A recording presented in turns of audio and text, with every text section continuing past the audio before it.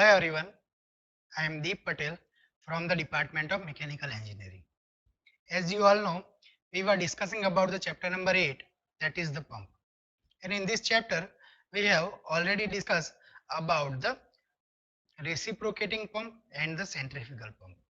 Okay, in the reciprocating pump, we have discussed about the single acting reciprocating pump and the double acting reciprocating pump. In the centrifugal pump, we have discussed about the basic centrifugal pump, what is the component and how the centrifugal pump is works. Then we have discussed about the difference between the reciprocating pump and the centrifugal pump. Okay, so in this lecture, we will discuss about the types of centrifugal pump, and then we will discuss about the other pumps like bucket pump, gear pump and the vane pump. Okay, so let us start with the types of the centrifugal pump. Okay, so we can classify the centrifugal pump first according to the type of casing. So which type of casing that we are going to use to increase the pressure energy from the kinetic energy, it is categorized into the three pump. First is the volute type of pump, second is the vortex type of pump, and third is the diffuser type of pump. Okay. Second, we can classify the centrifugal pump according to the number of stages. Okay. So, according to the requirement of the flow, we can convert it into the single stage pump and the multi-stage pump. Okay. So, the casing here we have divide volute, vortex and diffuser according to the required pressure energy. And here the stages is categorized according to the requirement of the flow. Okay. So here in the multi-stage you can write that impeller is in series and impeller is in parallel. Okay, so according to the requirement we can categorize it. Okay. Now we are going to discuss one by one all the type of centrifugal pump. So this is the simple diagram of the volute type of the centrifugal pump. Okay, here you can see why it is called the volute type, because here the casing is of the volute shape.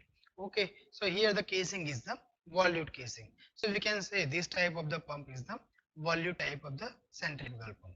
Now what happens here? We know the construction and the working of the centrifugal pump, that we have already discussed in our second lecture. So what happens when the water is come from the suction side to the center of the impeller? The impeller is rotated, and due to the rotation of impeller, water will gain some kinetic energy. Now with this high kinetic energy, the water is enters into the casing. Here we have provided the volute shape, and due to this volute shape, what happens? The kinetic energy of the water is converted into the pressure energy. Here you have to understand the two equation. First is the continuity equation and second is the Bernoulli's equation. Now what happens when the water is comes to the impeller is rotated and water will gain some kinetic energy. Now with this high kinetic energy, the water is enters into the casing. Now here you can see that the casing is gradually increased, or the area of casing is gradually increased. So what happens? We know the continuity equation and the Bernoulli's equation. According to the continuity equation, we can say that A1 V1 equals to A2 V2. So when the area of casing is increased, the velocity is decreased. Now at the upper hand side, you can see that the area of casing is very small. So with the high kinetic energy, when the water is entered into that small area, the kinetic energy is very high. So ultimately the velocity is very high, so that the kinetic energy is very high. So where the area of the casing is very small, the pressure energy is very small, because the kinetic energy is very high. Now with the increasement in the area of the casing, what happens? The velocity of the water will be decreased because of the continuity equation. And finally, the decreasement of the kinetic energy will increase the pressure energy. So here you can see at the discharge side, here at this side, what happens? The pressure energy will be high, very high. And due to this pressure energy, the liquid will be flow from the down to up, or from the pump to the discharge valve. Okay, so this is what all about the simple volute type of the pump. Okay. So here you can see the description that in this type of the centrifugal pump, the impeller is surrounded by the spiral casing which is called the volute chamber or the volute casing. Okay, generally the volute chamber provides the gradual increase in the area to the discharge pipe so that the pressure increase of the leaving water. Okay, so finally we can say that the leaving water will gain some pressure energy. And this type of pump is used very commonly due to the simplicity in the construction. Here there is no the very much complex construction is present. You can easily build the volute casing and easily fit inside the pump. Okay. So this is the simple construction. So generally this type of the pump is used commonly in the day-to-day life applications. Okay. Now our second type of the centrifugal pump is the vortex type of the centrifugal pump. Here you can see there is one additional component is present. Here you can see the diagram. The same look like the volute casing. Okay, but in the casing we have provided one inner chamber which is called the circular chamber or the vortex chamber. Now due to the presence of this vortex chamber, you can see the conversion of the kinetic energy into the pressure energy is very gradual. Now what happens in the volute type of the casing? The water will directly heat to the casing with the very high kinetic energy, and due to the high impact force, what happens, there will be some eddy losses is present in the volute casing. So the losses will be present in the volute casing. That losses or that eddy losses can be eliminated with the help of this vortex chamber. What will vortex chamber or what will circular chamber will do? It will gradually convert the kinetic energy into the pressure energy. Okay, so we can say that the water will be first insert into the vortex chamber from the impeller, and finally from the vortex chamber it will enters into the casing. So the path of entering the water from the impeller to the casing is becomes large compared to the volute casing. In the volute casing, what happens, the water was directly enters from the impeller to the volute chamber. Okay, so there is a chances of the eddy loss in the case of the volute casing. Okay, but here in the vortex chamber, what we can get the benefit that water will first enters from the impeller to the vortex chamber, and finally from the vortex chamber it will enters into the casing. Okay, so the conversion of the kinetic energy into the pressure energy is very gradual, or smoother conversion is possible, and because of this the eddy loss will be minimum. So this is the simple benefit of the vortex type of the centrifugal pump. Okay.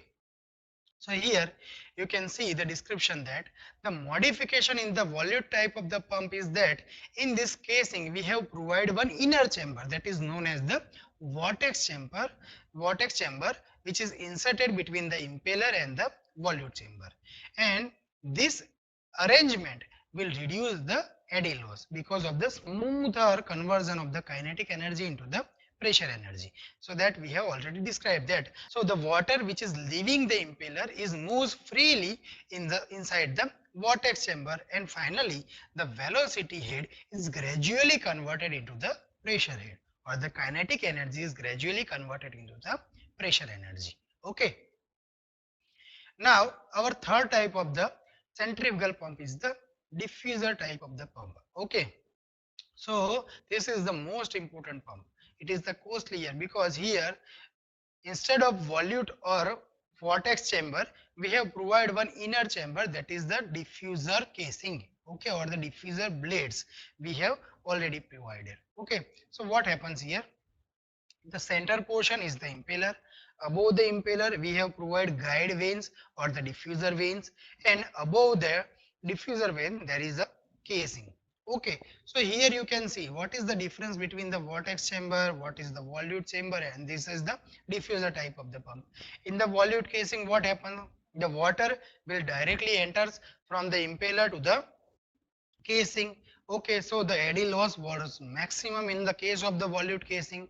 To eliminate that, we have provided one inner chamber or the circular chamber that is called the volute vortex casing, and in the vortex casing the conversion of the kinetic energy in the pressure energy was gradual.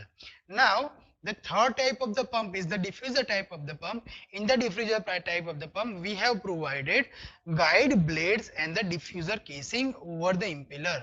So what the benefit we can get with the help of this type of the casing? Here, the path of the conversion of the kinetic energy in the pressure energy is very smoother. So we can say that here there is a zero eddy loss. Also we can generate very high pressure energy in this type of the casing. Okay, so here you can see that the first water will enters into the impeller will rotate with the very high speed, so that the high amount of the kinetic energy is generated inside the water due to the centrifugal force. Now with this high kinetic energy, it will enters into the guide blades. So the guide blades will help the water to move inside the casing very gradually. So the losses will be very minimum, or we can say that we can eliminate the eddy losses in this type of the casing. So directly the water will be entered from the guide vanes to the casing. Finally, the area of casing is gradually rise, so we can generate the high pressure energy in this type of the casing, and we can generate the high much amount of the pressure head. So ultimately we can deliver the water from the discharge side to the delivery pipe. Okay, so this is the simple diagram and working of the diffuser type of the pump. Okay, so we can generate very high pressure energy with the help of this diffuser type of the pump, and we can reduce the all the losses. Okay, but this is the costlier as compared to the volute and vortex type. Okay, so here the description is given that in this casing the impeller is surrounded by the series of the guide blade, which is called the diffuser. In the diffuser, the passage of diffuser is gradually increasing area, so that we can say that the velocity is gradually converted into the pressure energy. So ultimately the pressure is increased. In this type of the pump, the more pressure head is developed compared to the volute and the vortex type. So when we require high much amount of the air pressure head, then we can use this type of the diffuser casing. Okay. Now we are going to discuss about the another type of classification of centrifugal pump, that is the single stage centrifugal pump and the multi-stage centrifugal pump. So single stage centrifugal pump is have some limitation that it can produce the low amount of the head and the low amount of discharge. So when we require high amount of the head and high discharge, we can use the multi-staging pump. Okay, so multi-staging is done with the adding of the impeller in the identical construction in the series or in the parallel. Okay, so when we provide series of impeller, then we can produce the high much amount of the head. When we place parallel impeller, then we can increase the discharge. So according to our requirement, we can use the impeller in series or impeller in the parallel. Okay. Now our next topic is the priming. We have already discussed the what is the meaning of priming in our last lecture. The priming means to fill the entire pump by liquid before starting the pump. So this is the simple meaning of the priming. Why we have to do the priming? Priming is used to eliminate the problem of cavitation and the some amount of the losses which is occurs. Okay, so this is the simple meaning of priming. Now there are some methods of the priming. Okay, so mainly there are four methods. First, we can manually prime. Second, we can use the vacuum pump for the priming. Okay, third, we can priming with the help of the jet pump, and fourth method is priming with using the separator. Okay, so these are the four methods which we can use for the priming purpose or to fill the liquid inside the pump. Manual priming, priming by using the vacuum pump. Third, priming by using the jet pump. And fourth, priming by using the separator tank. Okay, so these are the four methods of the priming. Okay. Now, next we will discuss about some other pumps. Okay. First is the bucket pump.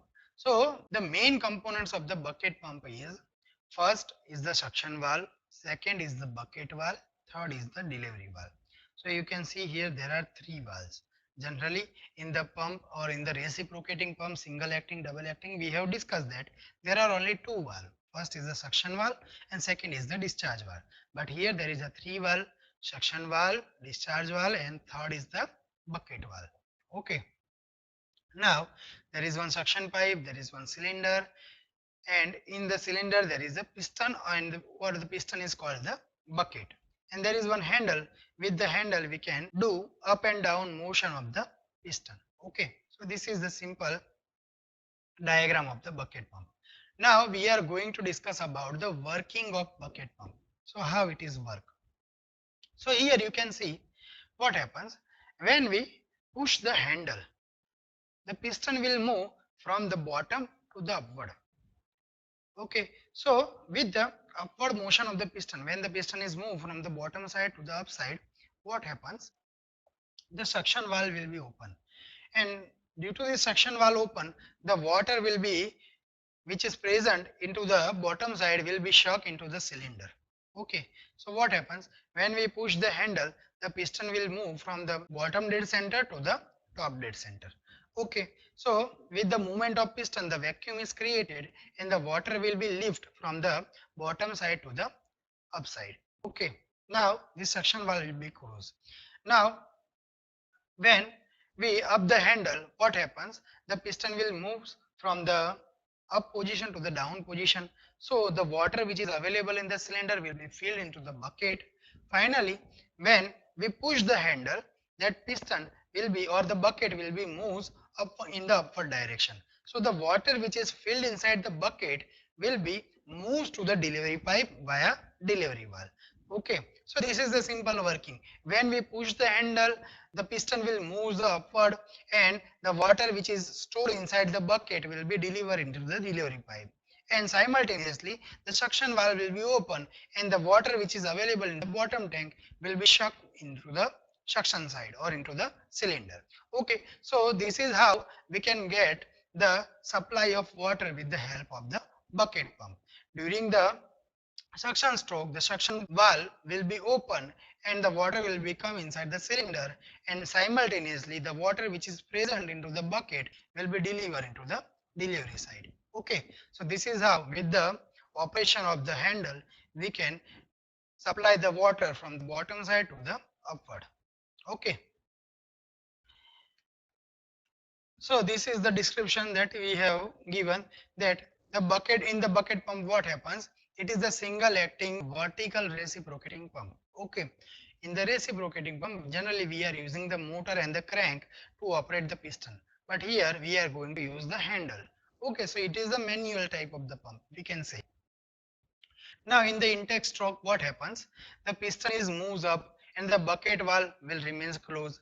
During this stroke, the liquid will enter into the cylinder through the suction valve, and simultaneously the liquid above the bucket will be forced into the delivery pipe to the delivery valve. Okay. Now in the discharge stroke, what happens?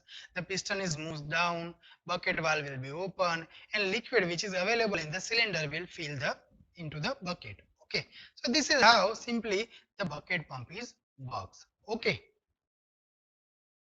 Now next we will discuss about the vane pump. Okay, so vane pump is one type of the rotary pump. Okay, so here you can see the diagram of the vane pump. In the vane pump, you can see there are plates and the vanes. Okay, so here you have to understand what is the function of these plates and the vanes. Generally, these plates are reciprocates inside the vanes or inside the grooves. This is the simple vane. Okay, and this is the simple plate. Okay, so you can see the plate can be reciprocated inside the groove. Okay, so here you have to understand that in the vane pump, this is the plate is reciprocates into the veins or into the radial grooves. Okay, the water or the liquid will be enters from the inlet side and it will be moved to the outlet side with the rotation of this vane. Here you can see there are two type of the rotor. First is the outer casing, and second you can see there is one internal rotor which will be rotated with the help of the motor, and with the rotation of this rotor the vane will be rotates. Okay, so when the vane will be rotates, the plates inside the vanes will be reciprocate. Okay, so here you can see in the diagram the liquid will be trapped between the casing and the internal rotor, and these plates or the vanes will be push the water. So because of the pushing of the water, by the plates, the water will gain some pressure energy and finally the water will be delivered at the outlet side. Okay, so here you can see that the water will be enters or the liquid will be enters from the inlet side. Finally, the plates will be push the water to the outlet side and finally it will gain some pressure energy and it will deliver it to the outlet side. Okay, so this is the simple working of the vane pump. Okay, so here all the description is given that it consists of the stationary casing and the cylindrical rotor. Cylindrical rotor which was rotated inside the casing. Okay. The cylindrical rotor contains the sliding vane that is called by the plates that we have already discussed. The plate will be reciprocate or it will slides inside the vanes. Okay, so you can say that the cylindrical rotor contains the sliding vane which are fitted inside the radial grooves that are the vanes. Okay, which is fitted into the rotor. Now the vanes are free to move away from the center of the rotor due to the spring action and the centrifugal force. So when the rotor is rotated, the centrifugal force is acting on the plates. So it will be moves to the outward direction. Okay. So when the rotor is rotated, the liquid is enters from the suction side. Finally, it will interrupt into the pockets between the vanes and the casing. And finally, that vanes will push the liquid and it will gain some pressure energy and finally it will deliver. Okay, so we can say that the liquid is carried by the vanes, finally it is enters into the discharge pipe and finally it is going to the discharge tank. Okay, so this is what simple working of the vane pump. Okay, now our last type of the pump is the gear pump. Here instead of the vane we are using the gears to move the liquid. Okay, so this the working is very simple in the case of the gear pump. Here you can see there are two type of a gear. Okay, there are two gear and both the gears are the spur gear. We know the spur gear having the straight teeth. Okay, so here we are using the spur gear. Okay, first is the driving gear and second is the driven gear. Now what happens here? The liquid will be come from the inlet side. Now there is a mashing of the two gear. So what happens? The water will be enters in between the teeth of the gear. Here you can see from the blue arrow, that is the rotation of the water. So here you can see the water is trapped between the two teeth of the gear. Okay, and with the rotation of gear it will gain some kinetic energy and the pressure energy, and with the kinetic energy and the pressure energy it will go to the outlet side. Okay, so this is how simply the gear pump is work. The liquid will be trapped between the two teeth of the gear and finally it will rotate and gain some energy and finally it will go into the outward direction. Okay, so this is the simple working of the gear pump. Okay, so here you can see the description that the gear pump consists of the two or more gear, or generally it is the spur gear which is meshed with each other. The rotation of this gear provides the pumping action or it will increase the energy of the liquid. Okay, now when the pump is primed, the liquid is fills the space between the teeth of the gear at the suction side, and finally while driving the when the gear is rotates, the water will be trapped inside the teeth of the gear and finally it will gain some energy. Okay, we can say that the negative pressure is created on the suction side due to the rotation of the gear and finally the energy will be high at the delivery side. So with the help of this pressure difference we can move the liquid.